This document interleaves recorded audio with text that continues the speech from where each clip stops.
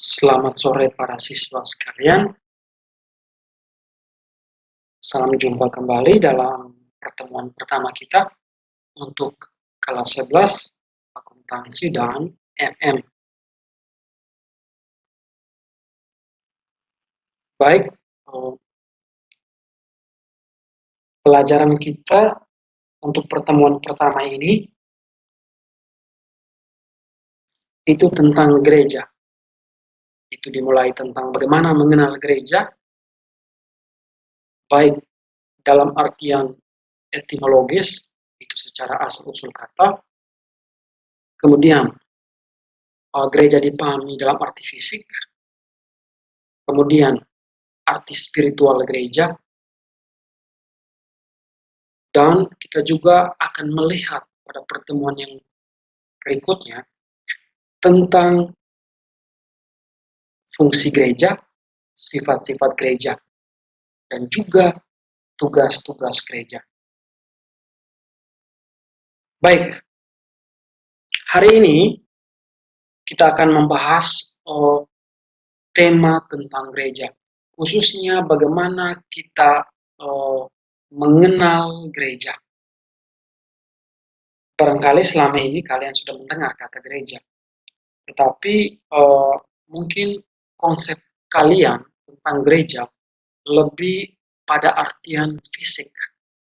Maksudnya adalah kalian mungkin memahami gereja dalam arti sebagai tempat ibadah, tempat pertemuan jemaat, dan juga tempat di mana umat Kristen berdoa. Saya pikir itu pemahaman kalian selama ini. Tetapi hari ini kita akan melihat lebih jauh arti gereja secara lebih dalam. Baik, pada pokok bahasan yang pertama, kita akan melihat pengertian gereja secara rohania, yakni gereja sebagai umat Allah. Oke. Tetapi sebelum itu, kita lihat dulu arti etimologis gereja. Kira-kira kata gereja ini sendiri maksudnya apa? Kata gereja secara etimologis atau asal-usul kata itu berasal dari kata bahasa Portugis, yakni dari kata igreja. Dan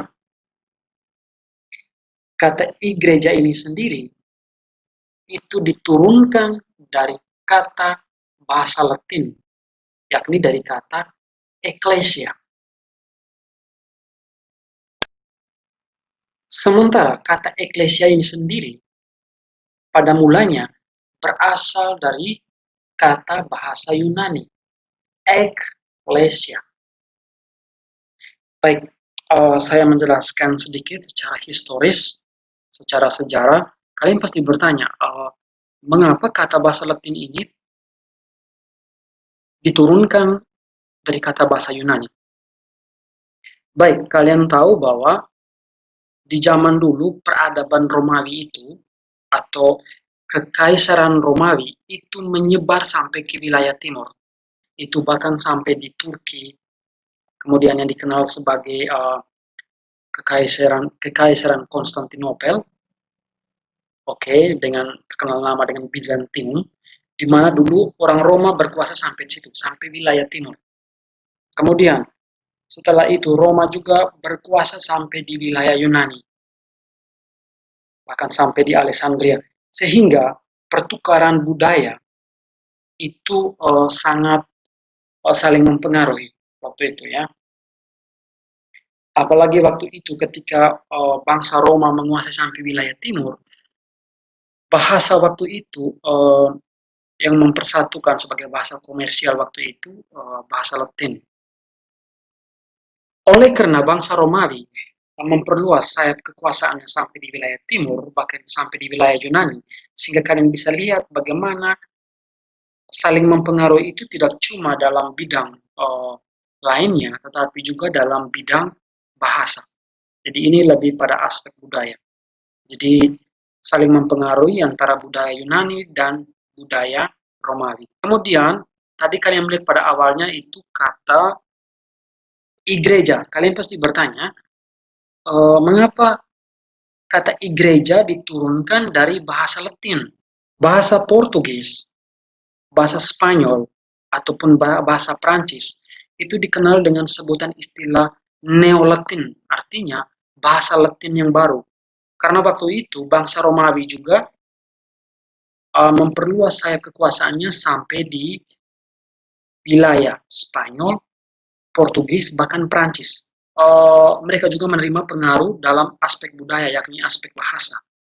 Oke, jadi kalian lihat ada keterkaitan antara bahasa, saling mempengaruhi satu sama lain. Sekarang kita lihat yang berikutnya. Uh, kata eklesia dalam bahasa Yunani ini itu terdiri dari dua suku kata, yakni dari kata ek dan kata kaleo. Ek artinya keluar, kaleo artinya memanggil. Jadi secara harafiah artinya memanggil keluar. Gereja dalam arti ini artinya memanggil keluar, terpanggil keluar. Apa yang dipanggil? Yakni umat. Siapa yang memanggil? Tuhan. Jadi gereja dalam arti secara harafiah adalah Allah yang memanggil umatnya keluar. Atau dengan kata lain, gereja diartikan sebagai kumpulan atau jemaat yang dipanggil secara khusus. Oke, ini arti secara asal-usul kata. Kemudian kita lihat arti gereja yang berikutnya, yakni gereja secara fisik atau organisasi. Oke, ini mungkin sama dengan pemahaman kalian selama ini ya, dalam artian fisik atau organisasi, itu lebih dilihat sebagai lembaga rohani, di mana para jemaat berkumpul untuk membangun relasi secara khusus dengan Allah lewat ibadat, lewat misa, dan sebagainya. Lewat misa kurban, ucapan syukur, dan sebagainya. Oke, jadi di sini gereja lebih diartikan sebagai sebuah tempat, sebagai sebuah wadah rohani untuk mengumpulkan jemaat. Arti yang kedua, gereja juga dilihat sebagai badan atau lembaga rohani yang mempertahankan ajaran-ajaran resmi gereja. Oke, dan semua ajaran resmi gereja itu dirangkum dalam sebuah buku. Mungkin kalian belum pernah lihat atau ada teman-teman sudah lihat dalam sebuah buku yang disebut dengan buku Katekismus. Kalau teman-teman sudah melihat, itu bukunya cukup tebal, di mana buku itu berisi tentang pengajaran iman. Itu banyak sekali ajaran-ajaran Kristen itu. Banyak sekali. Arti yang berikut, gereja juga sebagai sebuah lembaga atau organisasi itu dipahami sebagai sebuah wadah rohani di mana memiliki struktur organisatoris. Memiliki struktur organisatoris di mana ada pemimpin dan anggota-anggotanya. Di sini dalam konteks Katolik kita bisa lihat bahwa gereja di sini lebih dipahami sebagai ada pemimpin tertinggi di mana kedudukannya ada di Roma, yakni yang dikepalai oleh Paus dan memiliki cabang-cabang gereja yang ada di seantero jagat. Meskipun gereja memiliki cabang-cabangnya di mana-mana, tetapi gereja tetap satu. Gereja dalam artian sebuah lembaga rohani dengan pemimpin tertinggi di Roma, dengan demikian memiliki struktur organisatoris, itu memiliki tenaga inti, yakni paus, para uskup, para imam, biarawan-biarawati, dan ada juga yang disebut dengan umat. Tenaga inti adalah mereka, para pemimpin gereja, yang menerima tabisan atau kaul atau janji. Oke, ini teman-teman bisa lihat biasanya para romo dan sebagainya. Itu mereka adalah orang-orang yang menerima tabisan khusus. Oke, mungkin teman-teman Kristen bisa melihat, ya, kalau mungkin para pendeta mungkin memiliki keluarga, sedangkan para romo kalian lihat banyak mereka yang memilih hidup selibat, artinya tidak menikah. Jadi memberikan diri secara total atau secara utuh demi pelayanan Tuhan. Sekarang kita lihat arti rohani atau spiritual gereja. Yang pertama, itu gereja dipahami sebagai umat yang dipilih oleh Allah. Jadi di sini ada Allah yang memilih dan ada umat yang dipilih. Jadi ada relasi keterpilihan.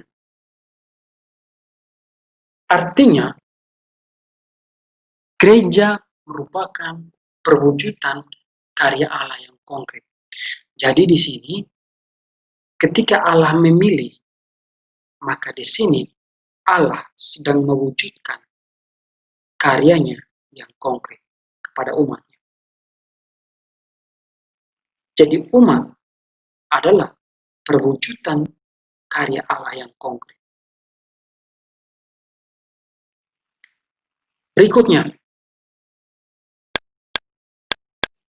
jika gereja adalah perwujudan karya Allah yang konkret, maka di sini ada dua hal penting, yakni pilihan dan kasih Allah.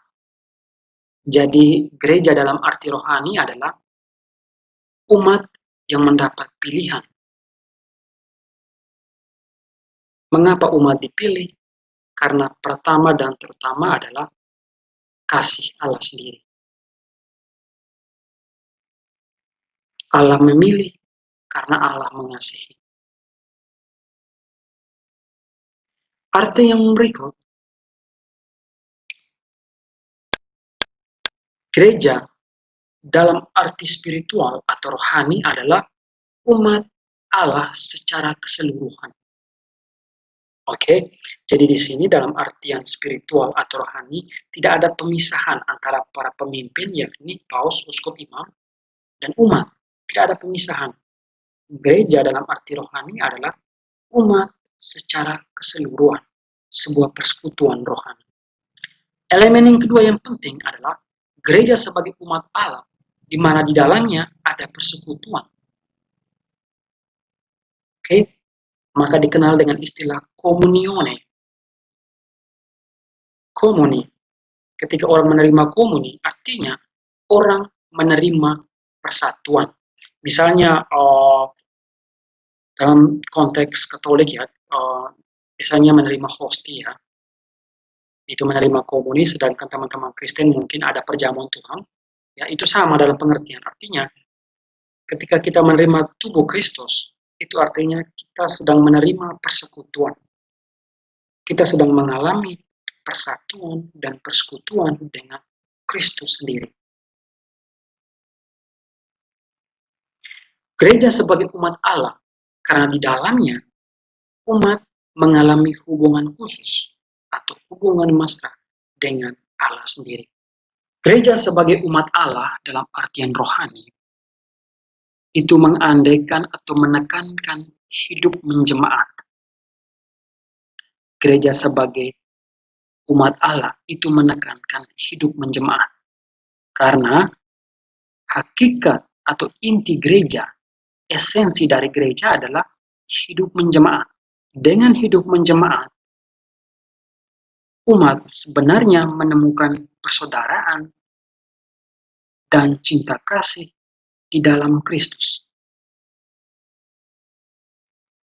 Sebab bagi orang Kristen, konteks Kristen, kasih adalah yang paling utama. Karena dalam kasih ada persekutuan. Di dalam kasih ada persatuan. Di dalam kasih ada persaudaraan. Oke? Itu merupakan arti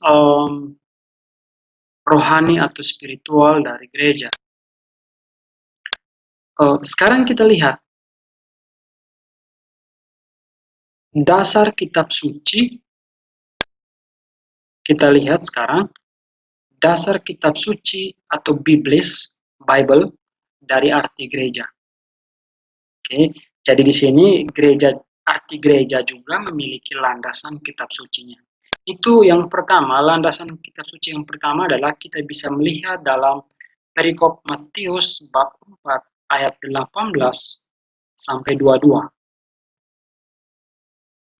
Di mana di sini gereja dilihat sebagai hasil pewartaan Injil Yesus,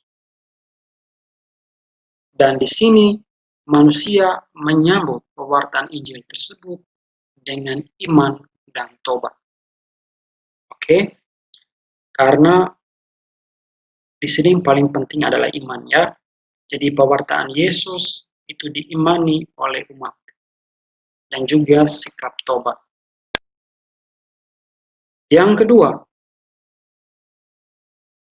yang paling penting dalam dasar kitab suci ini itu adalah pengalaman Paskah, di mana pengalaman ini membangkitkan kembali iman kepercayaan kepada Yesus. Jadi berbicara tentang gereja sebagai umat Allah, itu kita berbicara tentang Yesus sendiri. Karena pengertian lain tentang gereja itu adalah hidup Kristus sendiri. Karena ketika kita berbicara tentang gereja, itu artinya kita berbicara tentang tubuh mistik Kristus. Kalian ingat ya, di mana dalam perikop kitab suci khususnya Perjanjian Baru mengatakan bahwa jika Kristus adalah kepala, maka gereja adalah tubuh Kristus sendiri. Kemudian hal penting lainnya adalah bahwa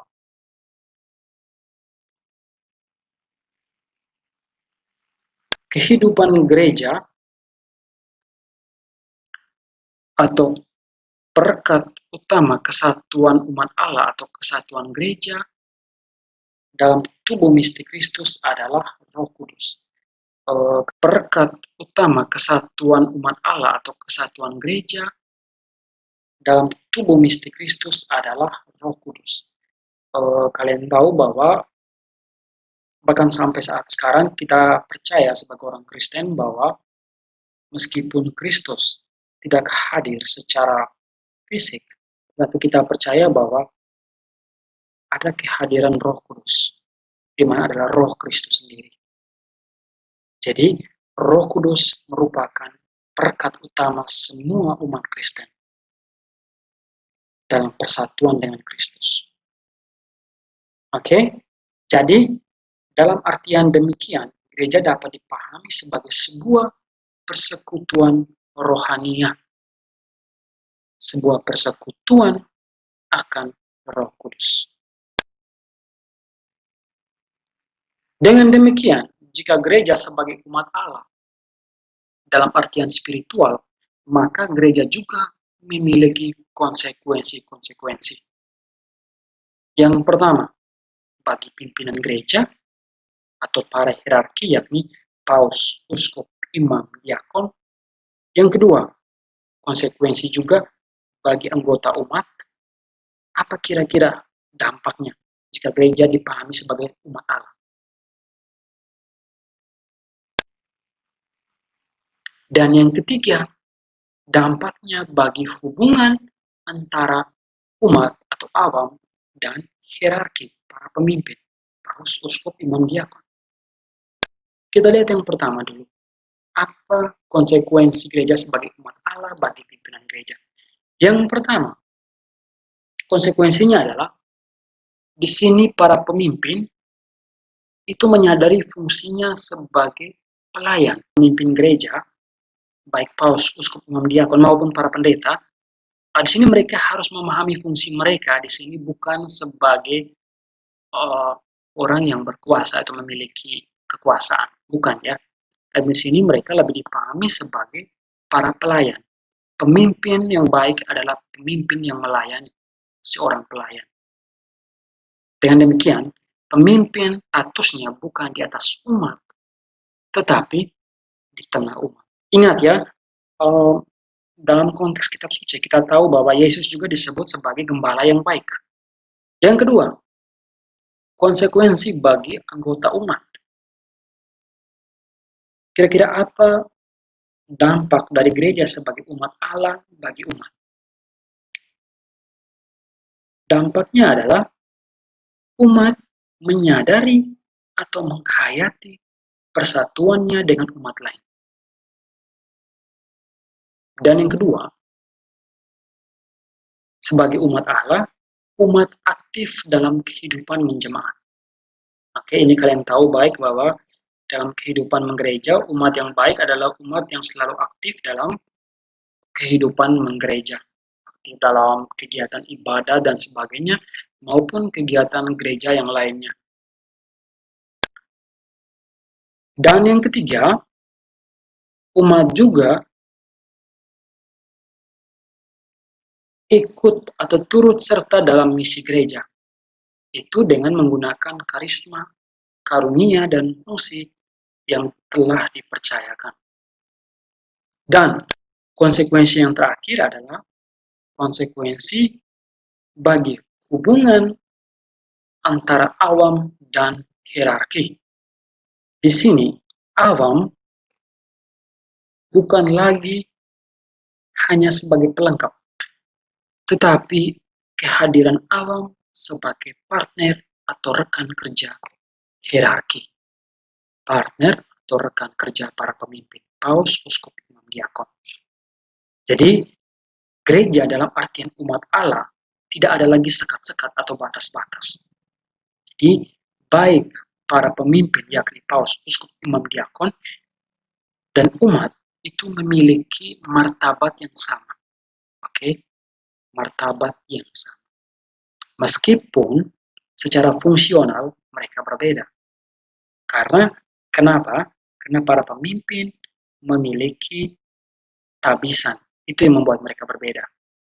Lebih pada arti fungsional, memiliki fungsi atau jabatan. Tetapi dalam artian secara esensial, itu mereka sama martabatnya sebagai umat Allah. Baik, untuk mengakhiri pertemuan kita sore hari ini, ada penugasan buat kalian. Saya meminta penugasan itu dari buku paket kalian. Pertanyaan pertama adalah, saya ingin tahu bagaimana pemahaman kalian tentang gereja selama ini. Penugasan yang kedua, saya meminta kalian membuka buku paket kalian halaman 11. Di situ ada teks kitab suci, yakni dari Kisah Para Rasul bab 2 ayat 41 sampai 47, itu tentang cara hidup umat perdana atau pertama. Dan saya meminta kalian menjawab 3 pertanyaan di halaman 12. Oke, baik, itu saja pertemuan kita hari ini. Dengan demikian, saya tutup. Selamat bekerja dan jaga kesehatan.